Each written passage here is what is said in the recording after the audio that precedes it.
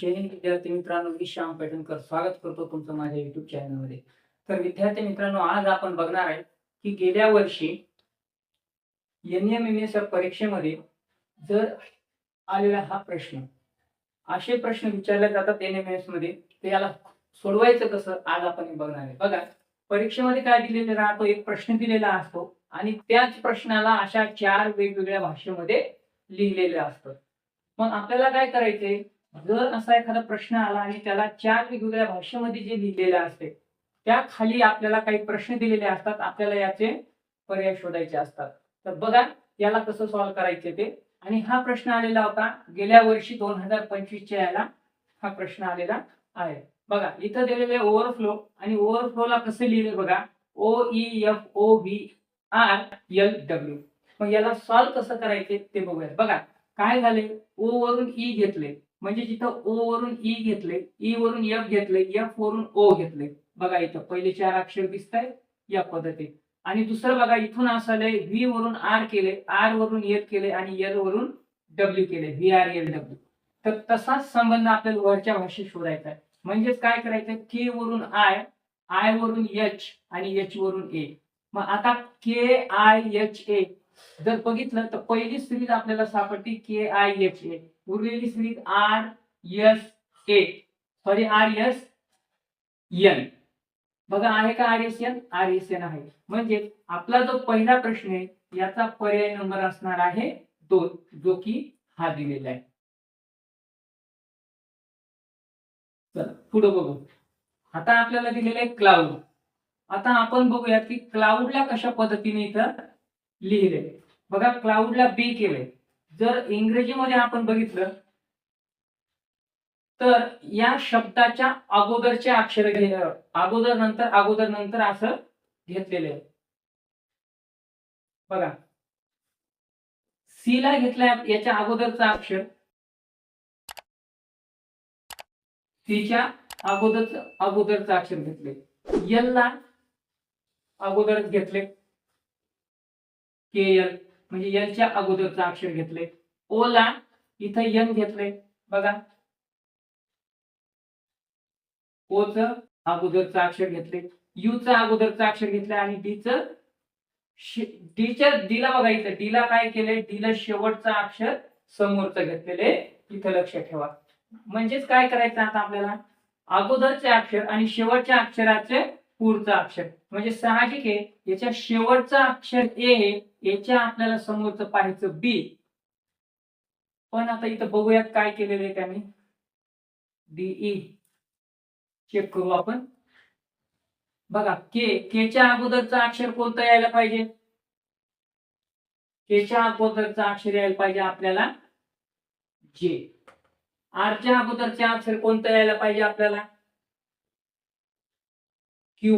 कारण बघा क्यू आणि आर, आरच्या अगोदरचा अक्षर क्यू.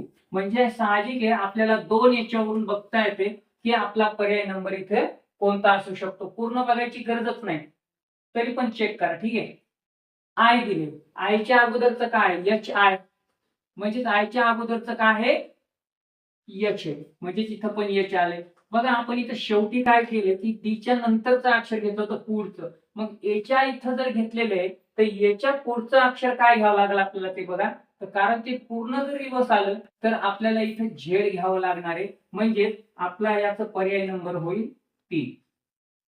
बघा दुसऱ्याचा पर्याय नंबर होईल आपल्या इथं 3.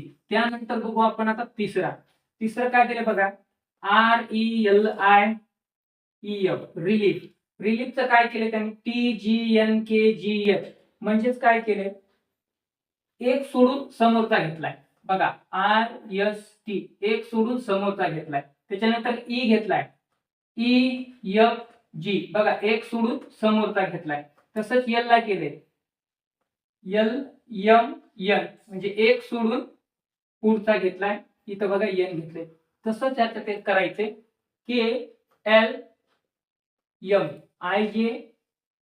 KLM म्हणजे एक सोडून पुढचा घ्यायचा म्हणजे यम घ्यायचा आहे. मग या अक्षरामध्ये पहिल्या अक्षरावरून सुद्धा आपल्याला समजते की काय करायचंय आणि कसं करायचंय. जर आपल्याला पहिलंच अक्षर यम मिळालं तर या पूर्ण पर्यायामध्ये खालच्या 3 सुरुवातीचंच अक्षर यम नाही, याचा अर्थ आपला पर्याय नंबर 1 हे इथं उत्तर राहील. वेळ घालायचा नाही परीक्षेमध्ये. जर आपल्याला जी सिरीज भेटली त्याचं बघायचं. आता याचा आपल्याला पर्याय नंबर सापडलेला आहे 1. कारण बघा ना, पुढच्या सुरुवातीला कोणतेच अक्षर येत नाही. सुरुवाती दिसलं समोर काढायचं नाही, वेळ घालायचा नाही. आपलं पर्याय नंबर असणार 1. इथं बघा काय केलंय. इथं काय केलंय, KHIDRA आणि त्याला लिहिलंय JGHCOZ. बघू आपण काय केले. IJKL. बघा इथं के ला दिलंय, तर के च्या अगोदरचं अक्षर घेतलं. के च्या अगोदरचं म्हणजे इथंच के च्या अगोदरचं अक्षर पहिलं यायला पाहिजे आपलं जे. मग आर च्या अगोदरचं अक्षर आपल्याला काय यायला पाहिजे क्यू. आय च्या अगोदरचं अक्षर काय यायला पाहिजे एच. इथं काय यायला पाहिजे आर. एच च्या अगोदरचं अक्षर ABCDEFGH इथं जी यायला पाहिजे. एन च्या अगोदरचा अक्षर एम आणि ए च्या अगोदरचा अक्षर झेड यायला पाहिजे उलट केलं तर. म्हणजे JQHRGMZ कुठे तर पर्याय नंबर 3 मध्ये आहे. म्हणजे आपल्या चौथ्याचं पण सुद्धा पर्याय नंबर इथं काय आलेला आहे 3 आलेला आहे. अशा प्रकारे परीक्षेमध्ये या प्रश्नाला सोडवल्या जाते. म्हणजे सुरुवातीला आपल्याला कुठलाही एक शब्द दिलेला असतो, त्या एका शब्दाचे 4 वेगवेगळ्या भाषेत रूपांतर दिलेले असतात आणि त्याखाली आपल्याला प्रश्न वगैरे दिलेले असतात. या प्रश्नाचे उत्तर आपल्याला याच्यामधून सोडवायचे असतात. तर ते आपण इथं सोडवलेलं आहे.